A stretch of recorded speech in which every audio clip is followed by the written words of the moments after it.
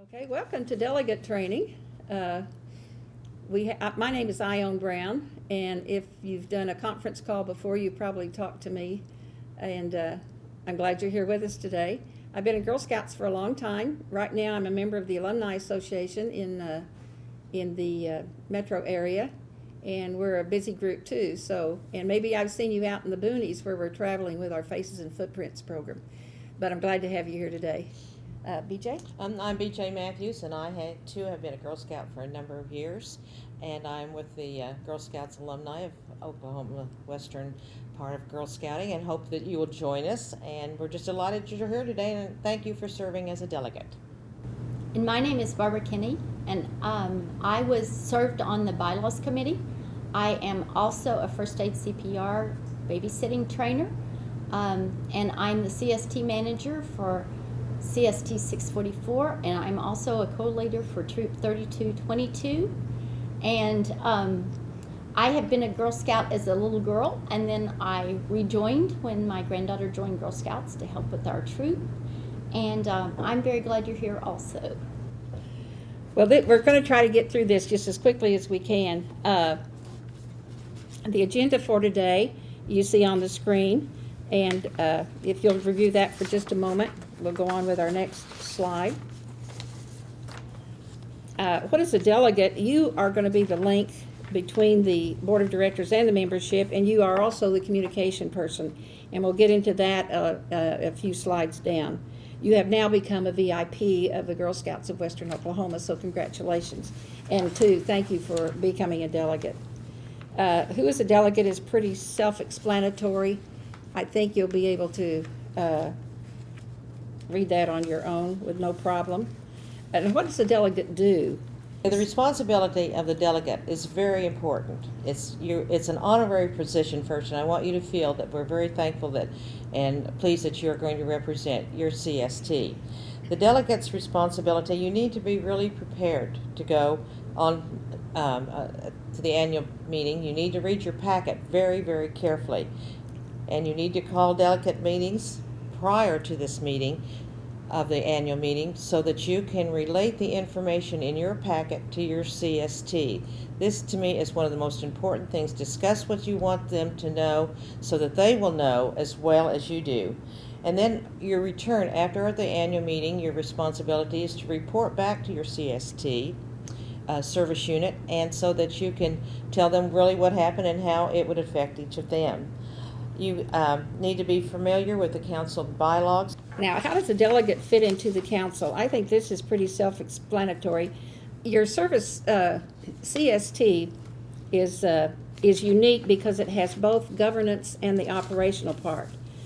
As a delegate, you are the governance part of the service team, and the CST director is the management. The next slide is the chain of command. Well, I think the main thing is that, if the chain of command is that the board is always willing to accept your information or questions. They're actually eager They're to hear really your eager comments, for you yes. to voice your opinion, or maybe you have some new input. And I also think we need to go through the chain of command just so that our staff person who's working with us knows, and then he or she can direct where we need to go to find the answers. And we can always go to our CEO, Shannon. That's true. That's true. Now, who does what in the council? This was the most confusing thing in the world for me, and I'm still not sure I have it right, so I'm glad I have it written down. The policy making, you are one of the policy makers of the council, the board and the delegates, and we are the ones who come up with the things to be done. The management and operations is the ones that make it happen, and that's the best way I know how to explain that. The governance practice of the board of directors, who are ultimately the authority to the collective control and foster of our council, and they exist to make and direct making and administration of policy. And I'm like Ione, you kind of have to know what's policy and what's going to be operational, but they give us the stability. And we also, you can look at this, there's a blue book of what is it, Blue Book of Government, Blue Book of Yeah, I think- Policies. yeah, That it's- you're welcome to go online, and it's done by GSUS of A. But the volunteer, I think the main thing you need to know is that our board are volunteers. Their time is just important as a leader or anyone else functioning as a volunteer in our organization. And they're volunteers just like you and I are. The next slide, I believe, is pretty self-explanatory. That's the management, which is, of course, the staff and the CSTs and the CEOs. The blue book that BJ was talking about, I often wanted to see the Constitution of the Girl Scouts of the GSUSA, and it's actually in the blue book of basic documents, and it is on the internet. I looked it up the other night, and it's 33 pages long. It's rather interesting reading, so if you're interested in that at all, just go to the internet to get it. The next one's how do we implement the democratic process? We do that by electing delegates, which you are, and by you getting information from your CST members about what they are interested in, and then the CST, the delegates for the CST direct those to the board. There are opportunities for delegates of the organization to be involved with board committees, task force, and also to serve on the board. You can nominate people to serve on the board, make suggestions. If you would like have someone you would like to serve on the board, you would be able to send that nomination, or you could suggest that nomination to the chair of the nominating committee. If you have somebody you would like to serve on a committee, the president would take that nomination, and you could send that in care of the council office to those people. Please include a bio and their area of interest or their expertise, and make any comment you have about the person that, with personal knowledge you have about the person, also would be helpful. We're always looking for new board members in all areas of the girls to work with girls. So please nominate people, because they would be. It would certainly be helpful to the nominating committee and the board too, if they're looking for certain expertise in that area. Policies, we have a governance board, not operational. Most policy has to do with employees, and it's in their handbook.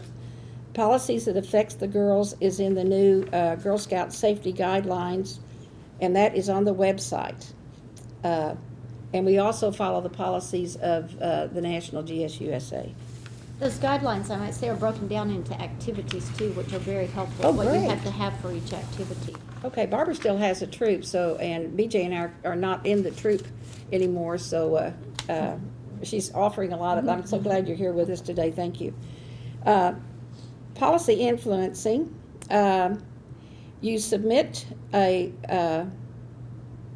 you have a discussion in your service unit team and you would like to ask questions, and your staff representative is not there and can't answer them for you, or maybe she would suggest you move it on to, if she feels it's something important too, she might ask you to move it on to the powers that be. Mail it to the office in care of the president of the board, who this year is Linda Whittington, and they will act on it accordingly. If it's policy, they'll care for it. If it's operational, they'll give it to the CEO. Do I have that right? Yes, I was Okay. going to mention that. I think that's just courtesy to let the CEO copy Send to her. Send a copy to Yes. the CEO, yes, because she needs to be informed of everything going on. The issue can be submitted at any time. The board meets every other month, and if the issue needs to go to the annual meeting, it will be kept until that time and put on the agenda. So, but we encourage you to submit any question you have to the council. I would like to make a comment on the Yes. slide on that. It says all adult members have access to the government. I would like to say that all Girl Scout members, including girls, have access to that, because they can go to their leaders who can present the issue up through the chain of command to the CST and the delegates to be presented. And also, any girl over 14 can be a delegate to the convention. That's when we have our best annual conventions, I think, is when we have girl delegates, because they're not afraid of the microphones, and I love to see them in action. Policy influencing groups, volunteers overall, the ones that that influence policy. The way you submit a recommendation here would be through a letter or a written letter. You could write it in resolution form, you could just write it in a letter, but you always need to include the explanation and the reasons why you feel this should be done. Make it factual, not he said, she said, only the facts, and let them know that you are a delegate and any other position that you can hold, that you hold in the Girl Scout Council, because that's important now, and Bob, you are too, because you would have a bigger resource to draw from for that particular concern. I suggest you send your concerns anytime to the office. As we said, if you think it's going to be brought to the annual meeting, it needs to be in, and my recommendation is before September the 1st. This says at least 120 days before the annual meeting, but since the annual meeting is on different days, usually the 30th of September is your absolute deadline to get anything in that could be brought before the annual meeting. But the best plan is to do it when it comes up in your service unit team. Oh, CST, community service team. That dates us, Ion. It does date us, yes. But do it any time. I mean, they're happy to hear from us, because you're out there working with the girls. You're the one down on the knees doing the actual work of the council, and the staff doesn't have that opportunity. So you're actually one of the best policymakers in the whole council, because you have the knowledge, yes. It also may be something that they can take care of without without action of the Definitely, delegates. definitely, it can be done right away. Yeah, it'd be great. You can nominate someone from the floor of the annual meeting, but there's a process to do that. You must have their permission, you must have a bio, and you must notify the board of directors, the chairman of the board of directors, 3 days before the annual meeting. They must know that you're going to be nominating someone from the floor. And when that time comes, you will be the one that stands up and goes to the microphone and nominate that person. You need to have probably a lot of bios or whatever's necessary. You will more than likely get a call from the chairman of the board, because this is such a restricted meeting, they go by a script a lot of times, and they need to have all that in their script. And it's not unusual to nominate someone from the floor. Several times I've seen people who had expertise that were needed for that particular year, and they were elected from the floor. So that's not at all unusual. And feel free to, like Barbara said, if you know someone that has some qualities that you feel are needed in the council office, please be sure to submit their names. I might say that permission has to be in writing and submitted in writing. Thank you. Along with the bio. Okay, good. Preparing for the annual meeting, let's see. I prefer they go not instructed, so that your delegates can hear the discussion and make up their own minds. They will know how you feel, and they will vote certainly to the best of their ability to carry out your feelings. And then after the annual meeting, be sure you have on your February agenda to report back to the service team about the annual meeting. The typical packet includes the stewardship report, which is under a different name of council reports, I believe, on this agenda.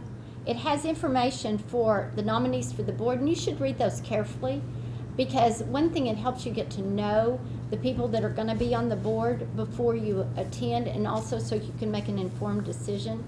It also has the officers of the board, copies of the motions to be presented, and last year's meetings, and it will have the bylaws. And the bylaws, we apologize, they're very small type in your call. And we apologize for that, but we Girl Scouts use our resources wisely. So we have been told that they will be posted on the internet, so you could download them or read them on the internet in a larger type if that's difficult for you to read them, because it is for me. If you have not received your packet for the annual meeting by the end of December, be sure and call, because you should have it by then. They're required to have mailed it, and evidently, just if you don't have it, then there was some misconnection somewhere. They will be closed on the 24th and 25th and 26th. Thank you. And bring your packet with you to the annual meeting. Yes. Yeah, because you'll be sitting there with your book in front of you making notes, I'm quite sure. And it's very good to make those notes in your book before you get there if you have questions or anything about anything in there, so you can refer to them in the book. I find that helpful, Yes. making them in the book itself. Excellent idea. Excellent, yeah. Okay. And policy influencing, I think you're going to talk about that.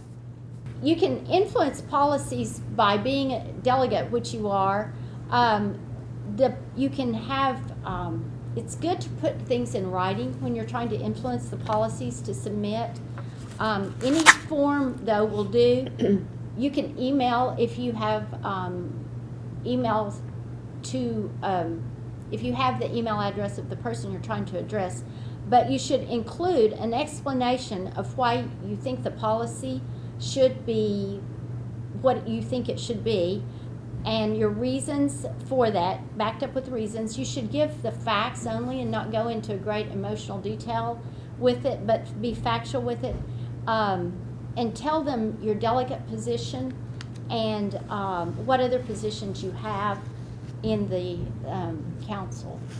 Another question on the thing was, what ways can delegates gather input from their constituency and report back to the board? And you had some good suggestions on that when we were talking a little earlier. Well, I would ask at the CST meetings, but I would also ask the CST manager to send out an email asking, because we have a lot of leaders and people in our CSTs that cannot attend the CST meetings. Yeah. And just ask the leaders, because they'll hear from the girls too if they're having issues with something, and our main goal is to provide services to the girls. True. And so they're the ones that know whether our policies are working best for them or not, or whether they're not interested in the programs we're providing. So I think that's a very good way. And then to get more information back from them, then you can collect that. But just be attuned to your leaders and what they're saying, and you can gather a lot from that.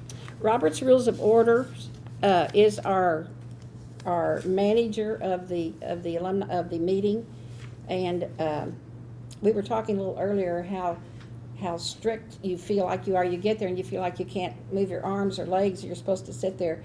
It's really a friendly meeting. It doesn't appear to be friendly, but it is actually a friendly meeting. But would you talk a little bit about how the procedure works for the Robert's Rules of Order and all that? Well, if there is a question on the procedures, there is a parliamentarian available that will answer questions about Robert's Rules of Order. The part of the parliament and procedures are in your book, and you should become familiar with those, because that addresses when a second motion can be made or when changes to a motion can be made. But review those carefully, because it's very regimented under Robert's Rules of Order when motions can be made and how they can be motions can be changed or amended, and there's very strict rules. So you might want to review that if you see something in the call that you aren't happy with, so you can follow those rules and get your wishes known in a proper manner that can be voted on.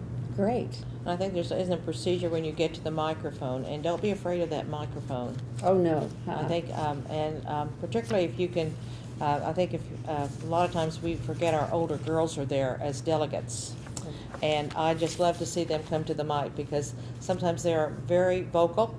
Yes. And they know how to the procedures that should be followed. I also found that, though, if you forget the procedures because you get nervous at the microphone, there are people that are willing to help you out, Yes. so that Yes. to assist you, and so that because it's very easy to get nervous when you're up speaking, but they're very kind about helping you follow those procedures. So your views will be heard with the help of others. You won't be neglected because you didn't follow the right procedures. That's true. And if you ever have an opportunity to go to the national convention, go. Yeah. It's the most spectacular thing I have Yes. ever seen. We were in this huge auditorium, Right. people everywhere, and this little old lady comes to the microphone way down on this stage, and she raises her hand, and immediately It's the quiet. entire room got quiet. And then they started with the presentations of the flag, and oh my goodness, green goosebumps all over me. I couldn't believe how wonderful it was. And if you ever have an opportunity to go. Just go as a guest if you can't do anything else. But I mean, if you can't go as one of the national delegates, but it's quite an experience. Thank you so much for your time. We know your time's important too. And if when you see us at annual meeting, be sure and come up and say hello to us.